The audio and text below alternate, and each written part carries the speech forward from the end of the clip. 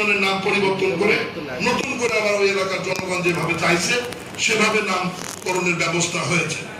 এলাকায় উন্নয়ন নিয়ে নানান ধরনের কথা হয়। দীর্ঘদিন বগুড়া জেলায় উন্নয়ন বঞ্চিত ছিল, কি কারণ আপনারা জানেন।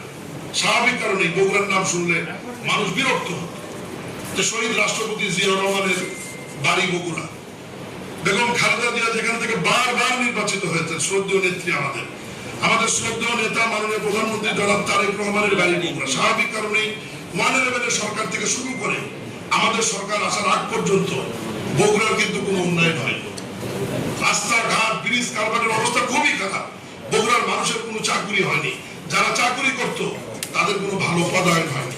স্বাভাবিক কারণেই আমরা বগুড়াকে কোনো উদাহরণ তৈরি করতে চাই না। বগুড়ার যে সমস্ত উন্নয়ন ঘাটতি ছিল এগুলো পূরণ করবার জন্য আমি বগুড়ার মন্ত্রী হিসাবে একটু দৌড়াদৌড়ি করেছি, চেষ্টা করেছি। এটা তো স্বাভাবিক যে আমি কোথাও গেলে বললে আমাদের কাজটা হবে।